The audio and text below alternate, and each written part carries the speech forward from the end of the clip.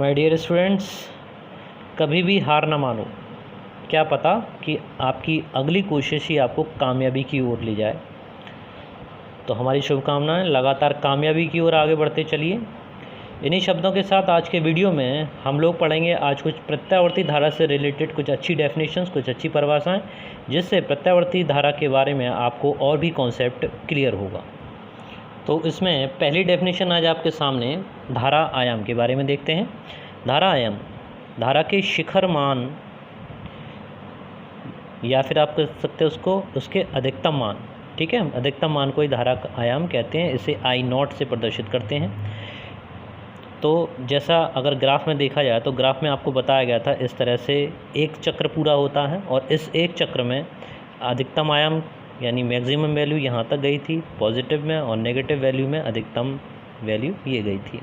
ठीक है, इसको आप I0 से दिखाते हैं, और अगर विभव को आप एक्सप्लेन कर रहे हैं तो विभव के लिए V0 का प्रयोग करते हैं। तो I0 की जब बात करेंगे तो उसको धारा आयाम कहेंगे, और अगर विभव वाले केस में अगर दिखाया गया है तो उसे विभव आयाम या वोल्टेज आयाम कहा जाएगा। ठीक है, तो इस तरह से ये क्लियर हुआ। अब बात आती है आवर्तकाल क्या होता है। तो किसी प्रत्यावर्ती धारा द्वारा एक साइकिल पूरा करने में जो समय लगता है। ठीक है, तो एक साइकिल का मतलब चित्र भी बना हुआ ही है। तो इस चित्र में क्या है, ये पूरा जो साइकिल है, एक पूरी साइकिल यहाँ पर आकर कंप्लीट होती है। तो इस एक पूरी साइकिल कंप्लीट करने में, ठीक है, किसी प्रत्यावर्ती धारा द्वारा एक साइकिल को पूरा करने में जो लगा समय है, उस समय को आप क्या कहते हैं, आवर्तकाल कहते हैं। उसे किससे दिखाएंगे, टी से, कैपिटल टी द्वारा आवर्तकाल को रिप्रेजेंट किया जाता है। ठीक है, देखिए आवर्तकाल जो है वो कैपिटल टी है। ठीक है, और ये आवर्तकाल जो है वो आवृत्ति का व्युत्क्रमानुपाती होता है, यानी टी इक्वल्स टू अगर आप कहें तो 1/n या 1/f से आप इसको दिखाते हैं। ठीक है, 1/n भी कह सकते हैं, 1/f से भी इसको रिप्रेजेंट करते हैं। ओके, अब इसका ओमेगा और टी के साथ में क्या रिलेशन है, तो इसको आप पहले वाले चैप्टर को ध्यान करना पड़ेगा, ज़रा रिवीजन करना पड़ेगा। फर्स्ट ईयर में आप लोग पढ़ चुके हो कि कोणीय वेग यानी angular frequency this is equals to किसके होती है, 2πf के बराबर होती है। इसको आपने पढ़ा हुआ 2πn के रूप में। तो अगर यहाँ पर एफ की जगह वैल्यू या एन की जगह वैल्यू आप प्लेस करेंगे तो आपके पास क्या मिलेगा, आपके पास आएगा ओमेगा इक्वल्स टू 2π/कैपिटल टी। ठीक है, 2π/कैपिटल टी आपको मिलेगा, और कैपिटल टी और ओमेगा को जब एक दूसरे से इंटरचेंज करोगे तो आपको ये समीकरण टी इक्वल्स टू 2π/ओमेगा प्राप्त हो जाएगा। तो इस तरह से आवर्तकाल का आपने जाना। आवृत्ति की बात कर ही रहे थे, तो जैसे फ्रीक्वेंसी की बात करें तो किसी प्रत्यावर्ती धारा द्वारा एक सेकंड में पूरे किए गए चक्करों की संख्या या साइकिलों की संख्या को आवृत्ति कहते हैं। इसे स्मॉल f से प्रदर्शित करते हैं, f इक्वल्स टू 1/कैपिटल टी। ठीक है, तो जैसा भी आपको बताया था फ्रीक्वेंसी के बारे में पिछले वाले वीडियो में आपको बता चुका हूँ कि भारत में जो फ्रीक्वेंसी प्रयोग की जाती है वो 50 साइकिल पर सेकंड यानी 50 चक्र प्रति सेकंड की है। वहीं अमेरिका में, ठीक है, इसको 60 साइकिल पर सेकंड वहाँ पर यूज़ किया जाता है।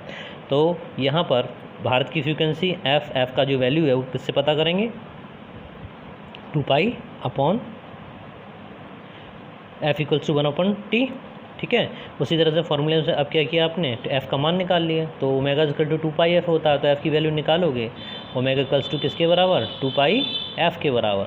ठीक है, तो 2πf आपने लिखा, और यहाँ से f की जो वैल्यू आप निकालोगे, जिससे f इक्वल्स टू किसके आ जाएगा, ओमेगा/2π। ठीक है, तो ये वैल्यू आपको प्राप्त हो जाएगी। उसके बाद बात करते हैं कला के बारे में, फेस। ठीक है, तो फेस क्या होता है, किसी भी प्रत्यावर्ती धारा की स्थिति को, ठीक है, उसकी पोजीशन को जिस भी राशि से आप एक्सप्लेन करते हो या प्रदर्शित करते हो उसको फेस बोलते हैं। वह राशि कला कहलाती है, फेस कहलाती है। किससे दिखाएंगे, इसे फाई से प्रदर्शित करेंगे। कहाँ किसके साथ ऐड होती है, तो अब तक जो फार्मूला आपने जाना था वो था I equals to I0 sin omega t. ठीक है, तो अब sin ओमेगा टी में sin ओमेगा टी ने लिख के उसके साथ में क्या फैक्टर आप और जोड़ रहे हैं, फाई और जोड़ रहे हैं। तो जो फाई फैक्टर आप जोड़ रहे हैं यही आपकी किसको रिप्रेजेंट करती है, कला को रिप्रेजेंट करती है। ये दोनों ही केस में आप ले सकते हो। धारा के अगर समीकरण दिखा रहे हो तो I equals to I0 sin omega t plus phi. इसी तरह से V को अगर दिखा रहे हो तो V equals to V0 sin bracket में ओमेगा टी प्लस फाई। ठीक है, तो सभी लोग समझ गए कि फाई क्या है, phi is the phase difference. ठीक है, दोनों की कलाओं में क्या अंतर है, अगर वो एक साथ शून्य हो रही हैं, ठीक है, या एक साथ मैक्सिमम हो रही हैं, भाई दोनों चीज़ें अगर वो साथ साथ चल रही हैं, वोल्टेज V और I अगर दोनों एक साथ चल रहे हैं, ठीक है, जैसे अगर ग्राफ दिखाया जाए और ग्राफ में इस तरह से, ये तो वी की लाइन हो गई, और धारा को अगर डॉटेड लाइन से दिखा दें, ठीक है, अभी आगे और एक्सप्लेन करेंगे, तो यह क्या, एक साथ ये शून्य हो रही है, एक साथ इनके मान अधिकतम हो रहे हैं, तो इनमें कोई फेस डिफरेंस नहीं है। लेकिन अगर इनके फेसों में अंतर हो जाए, यानी आई का मान शून्य हो लेकिन वोल्टेज का मान 90 डिग्री अग्रगामी हो, ठीक है, अग्रगामी और पश्चिगामी का मतलब क्या है, यानी फॉरवर्ड वाइसिंग और रिवर्स, ठीक है, या पश्चिगामी का मतलब हम लोग आगे ग्राफ में जैसे जैसे बढ़ते चलेंगे समझते चलेंगे। तो अभी आपके लिए समझना बस इतना है कि यहाँ पर फेस को किससे दिखाते हैं, फाई से दिखाते हैं, और ये कहाँ पर ऐड किया जाता है, किसी भी समीकरण के साथ में उसको प्रदर्शित करते हैं, जैसे यहाँ पर रिप्रेजेंट किया हुआ है, ठीक है। अब बात करते हैं प्रत्यावर्ती धारा का औसत मान की। कई बार परीक्षाओं में ये पूछा जा चुका है कि हाफ पॉजिटिव साइकिल आई की वैल्यू कितनी होती है, ठीक है, पॉजिटिव हाफ नेगेटिव साइकिल में इसकी नेगेटिव हाफ साइकिल में इसकी वैल्यू कितनी होती है, या फुल साइकिल में इसकी वैल्यू कितनी होती है, ठीक है। तो कल वाले ग्राफ को एक बार फिर से बना लेते हैं। जैसे कल भी मैंने आपको बताया था कि इसमें 2 चक्रों का प्रयोग किया जाता है। 2 चक्र कौन कौन से लिए जाएंगे, 2 चक्र लिए जाते हैं, एक तो पॉजिटिव हाफ साइकिल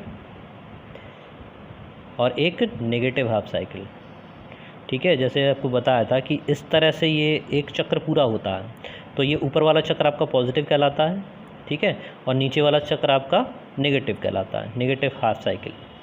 तो इस पूरे इतने पूरे भाग की वैल्यू कितनी है, ठीक है। तो इसका अगर आई निकालें तो ये वैल्यू किसके बराबर आती है, ये वैल्यू बराबर आती है प्लस का 2I0/पाई। वहीं अगर नीचे वाले की बात करें, इसकी अगर बात करते हैं, तो ये वैल्यू किसके बराबर आती है, -2I0/पाई के बराबर, ठीक है। मोस्ट इंपॉर्टेंट है, कई बार ऑब्जेक्टिव में पूछा जा चुका है। वहीं पर अगर फुल की बात करते हैं, पूर्ण चक्र की बात करें, तो इन दोनों को क्या कर दिया जाएगा, ऐड कर दिया जाएगा, जोड़ दिया जाएगा। तो कुल मिलाकर अगर फुल साइकिल का मध्यमान या औसत मान आपसे पूछे, तो ये वैल्यू किसके बराबर होती है, ये वैल्यू आपके 0 के बराबर होती है, शून्य हो जाती है। क्यों, जितना ही पॉजिटिव उतना ही नेगेटिव है, ठीक है। तो टोटल वैल्यू किसके इक्वल टू 0। तो ध्यान रखिए कि क्वेश्चन में वो आपसे क्या जानना चाह रहा है, हाफ पॉजिटिव हाफ साइकिल के लिए पूछ रहा है या नेगेटिव हाफ साइकिल के लिए पूछ रहा है, अगर ऐसा है, और औसत मान पूछ रहा है, ठीक है। इसमें वर्ग माध्य मूल मान और आता है, ठीक है, उस मान के लिए भी आपको दिमाग से एक्टिव रखना होगा, ठीक है ना। तो अब हम लोग बात करते हैं ये वैल्यू आती कैसे हैं, ठीक है। प्लस का 2I0/पाई या माइनस का 2I0/y, ये मान कैसे आते हैं भाई, पूरी साइकिल के लिए पूछेगा तो उसके लिए आप उसको ऐड कर दोगे, ठीक है। तो आइए देखते हैं ये वैल्यू कैसे आती है। तो उसके लिए अच्छा, इसको स्टार्ट करने से पहले सभी लोग बधाई के पात्र जिन छात्रों ने मेरे पिछले वाले वीडियो को देखा, समझा, और मैंने जो कहा था कि इसमें अच्छे वीडियो जल्दी से जल्दी लाने का जो टारगेट है वो केवल इसको देखने वाले यानी आप लोगों के हाथ में है, ठीक है। बहुत ही जल्दी बच्चों ने टारगेट पूरा किया, 50 होने में बहुत जल्दी करा, ठीक है। इसलिए मुझे बहुत ही शीघ्रता से ये वीडियो बनाना पड़ा। आगे आपसे यही उम्मीद करता हूँ कि आप इसी तरह से अपना पढ़ाई को कैरी करेंगे, जारी करेंगे, लगातार वीडियो देखेंगे, शेयर करेंगे, ज़्यादा से बच्चों में बताइए इस चीज़ को, ठीक है। सभी को उसका फ़ायदा पहुँचे, और आप लोगों को तो पहुँचेगा ही पहुँचेगा। और ये मान लीजिए कि जितना भी कोर्स हम लोग वीडियो पे कंप्लीट कर रहे हैं, सब मोस्ट इंपॉर्टेंट क्वेश्चन है, कोई भी एक्स्ट्रा चीज़, कोई फालतू की चीज़ हम लोग इसमें नहीं पढ़ रहे हैं, ठीक है। ये आपको एग्ज़ाम बता देगा, एग्ज़ाम आएंगे तब आप देख लीजिएगा कि जो आप पढ़ रहे हैं वो जो पढ़ चुके हैं वही आपसे एग्ज़ाम में पूछा जाएगा, ठीक है ना।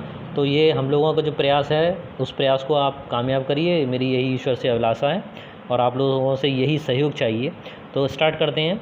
तो उसमें पहला पॉइंट जो आप देख रहे हैं, तो फिर से वही बात करेंगे कि अगर पूरी साइकिल 0 to 2π के लिए अगर प्रत्यावर्ती धारा का औसत मान पूछा जाए आपसे, तो वो मान किसके बराबर होगा, वो मान बराबर होगा 0 के बराबर होता है, ठीक है। कैसे आया वो आपको पिछले अभी बता दिया था कि प्लस का 2I0/पाई माइनस का 2I0/पाई को अगर आप ऐड कर देते हैं, जोड़ देते हैं, तो this value equals to 0। Clear.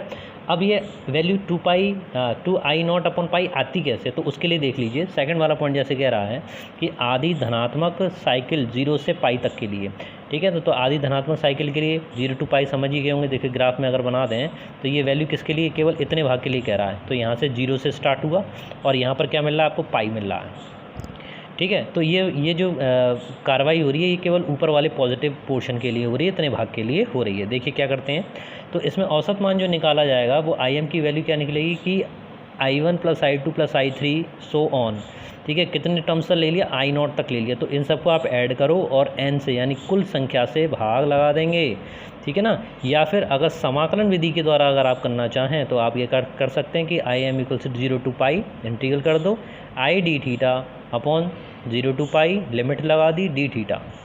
ठीक है, अब क्या है कि आई की जगह पर, इस आई की जगह पर आई नॉट साइन थीटा मान प्लेस कर देंगे। देखिए कैसे, वो इस तरीके से। तो यहाँ पर आपने देखा कि I equals to I naught sine theta मान रख दिया। ठीक है, अब यहाँ पर केवल साइन थीटा वाला टर्म डी थीटा के साथ रहेगा, आई नॉट बाहर आ जाएगा। इंटीग्रल क्या होता है, साइन थीटा का जो समाकलन करेंगे तो ये वैल्यू होती है माइनस का कॉस थीटा। ठीक है, और केवल 1 हो तो डी थीटा का वैल्यू किसके बराबर, थीटा। ठीक है, जिन बच्चों ने समाकलन पढ़ रखा है उनको समझने में दिक्कत नहीं आ रही होगी। जैसे आप देख लेंगे कि साइन एक्स डी एक्स किसके बराबर होता है आपका, ये बराबर होती है साइन एक्स डी एक्स किसके बराबर होता है, ये बराबर होता है माइनस का कॉस एक्स के। ठीक है, तो वही काम यहाँ पर किया, तो साइन एक्स की जगह पर क्या आ गया, कॉस एक्स आ गया। ओके, और अगर कुछ भी ना दे रखा हो, यानी केवल इंटीग्रल 1 दे रखा हो, किसके सापेक्ष, डी एक्स के सापेक्ष कर रहे हैं, तो ये वैल्यू किसके बराबर आती है, एक्स के बराबर आती है। तो यहाँ पर चूंकि डी थीटा ले रखा है इसलिए उसको क्या लिख दिया, थीटा लिख दिया है। ठीक है, अब इसके बाद में देखें, अब लिमिट रख देते हैं। लिमिट में भी आपको पहले बता चुका हूँ कि पहले अपर लिमिट फिर माइनस चिन्ह लगा के लोअर लिमिट लिखी जाती है। ठीक है ना, तो वही काम यहाँ पर किया कि माइनस कॉस थीटा के साथ में पहले पाई और फिर माइनस चिन्ह लगाया, जिसको मैं एक्सप्लेन कर देता हूँ। सबसे पहले क्या किया, इन्होंने किया कि माइनस का कॉस कितना, पाई लगाया, फिर माइनस, फिर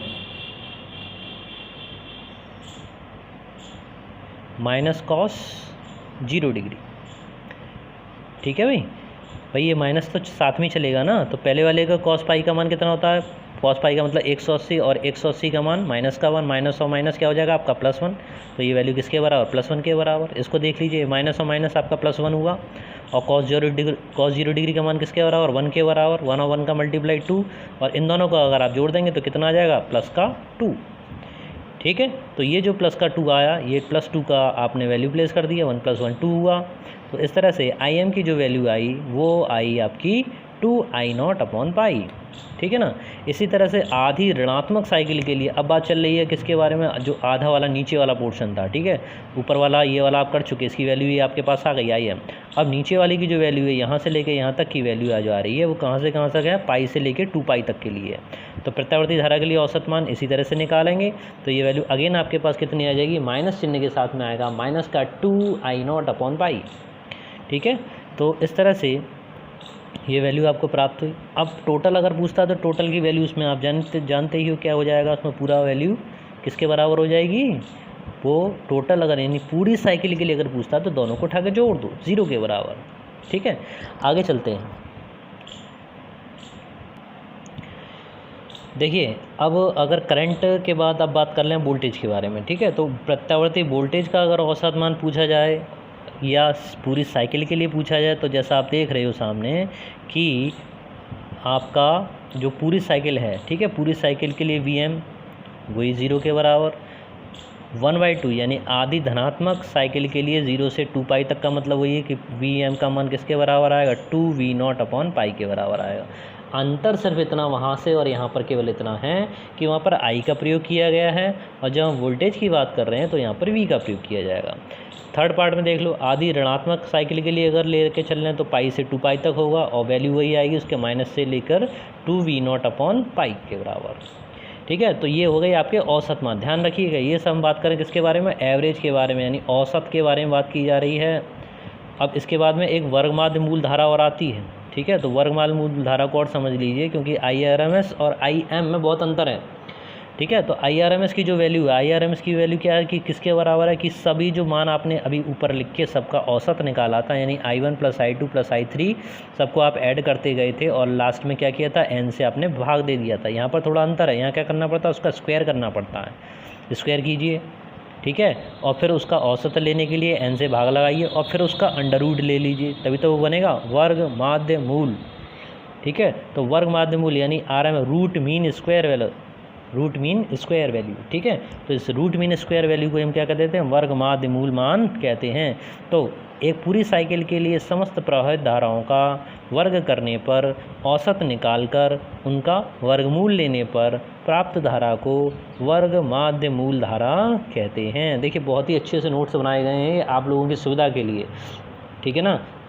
हम लोग यही चाह रहे हैं कि हमारे छात्रों को किसी भी प्रकार की कोई असुविधा ना हो, तो इसलिए ये प्रयास है और इस प्रयास की सफलता आपके हाथों में है, ठीक है। आप इससे कितना सीखते हो, कितना गेन करते हो, कितना स्कोरिंग करते हो, ये सब चीज़ें इसके ऊपर डिपेंड करती हैं, ठीक है। तो इसे देखिए, ये इसे ही क्या कहते हैं, IRMS से प्रदर्शित। बहुत से स्टूडेंट क्या कहते हैं, इसको उसके बराबर साइज़ का लिख देते हैं, ठीक है। तो इसको सफिक्स के रूप में नीचे से छोटा सा लगा के लिखिए, ठीक है ना। जैसे आप देख रहे हो कि कहाँ लिखा गया, नीचे की तरफ लिखा गया। तो आई की वैल्यू आपने लिखा I और RMS साइड, या मीन लिख रहे हो तो IM बहुत छोटा सा, ठीक है, साइड में लिखना है आपको, ध्यान रखिए। तो इसकी वैल्यू आपने निकाली, ओके। तो इसकी वैल्यू निकालने के लिए प्रोसेसिंग वही है, या तो आप क्या कीजिए, सबका वर्गमूल करके इस दोनों पक्षों का आपने, भाई ये रूट यहाँ से क्यों हट गया, आपने क्या किया, दोनों साइड का स्क्वायर कर दिया। जब आप दोनों साइडों का स्क्वायर कर दोगे तो इसके ऊपर तो स्क्वायर हो जाएगा, और इसके स्क्वायर से इसका ये अंडर रूट जो वर्गमूल है वो हट जाएगा। तो यहाँ पर स्क्वायर आपको दिखाई देने लगा, ठीक है, इसका वर्गमूल यहाँ से हट गया। अब क्या करें, अब उसके बाद में जो समाकलन विधि के द्वारा उसका आप यानी मैथमेटिकल एक्सप्रेशन के द्वारा उसकी वैल्यू को निकालेंगे। तो इंटीग्रल 0 से लेके अगेन वही 2 पाई आई स्क्वायर डी थीटा, नीचे वही आई 0 से लेके 2 पाई लिमिट और डी थीटा। अगेन वैल्यू को प्लेस कीजिए, आई की जगह पर आई नॉट साइन थीटा रखने पर, ठीक है, ये मान आपको प्राप्त होगा। जैसे पहले भी देख रहे हो कि आई नॉट इससे फ्री है, केवल साइन स्क्वायर थीटा वाला टर्म अंदर रहेगा। तो IRMS this is equals to this one. आगे देखते हैं। तो आफ्टर सॉल्विंग इसके बाद जो आपको वैल्यू प्राप्त होती है वो आती है आपके पास में IRMS square this is equals to I not का स्क्वायर अपॉन 2, ठीक है, स्क्वायर हटा दो वही। तो इसका आई स्क्वायर के ऊपर जो था वो तो वर्गमूल से हट जाएगा, केवल आई रह जाएगा, और 2 के ऊपर वर्गमूल चढ़ जाएगा, यानी square root under root 2, okay. तो इस तरह से IRMS का वैल्यू आपके पास आ गया आई नॉट अपॉन अंडर रूट 2। और अगर वोल्टेजता के केस में अगर आपसे पूछा जाता है, वोल्टेज के रूप में अगर आपसे पूछा जाता है तो V not upon under root 2, ठीक है। एक टॉपिक और लेंगे इसके नीचे का, टाइम जल्दी निकल जाता है।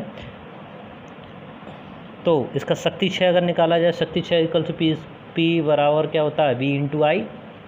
और इसमें एक चीज़ और आपकी ऐड होती है, वो है cos फाई।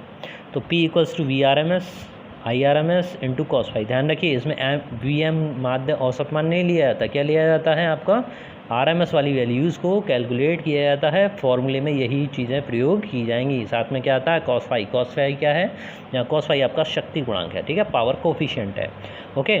तो वीडियो का टाइम हम लोगों का टारगेट कंप्लीट हो चुका है इसमें कि 15 मिनट हो चुके हैं। तो इसके साथ ही आप लोग सभी लोगों को शेयर कीजिए, सब्सक्राइब कीजिए, ठीक है, लगातार देखते रहिए। व्यूज़ की कंडीशन वही है अगले वीडियो पोस्टिंग की कि अगर आप 60 से 70 के बीच में वीडियो देखते हो, ठीक है, तो मैं अगला वीडियो पोस्ट करने के लिए बाध्य हूँ, ठीक है बेटा। लगातार देखते रहो, बढ़ते रहो, पढ़ते रहो। Thank you very much. जय हिंद, जय भारत।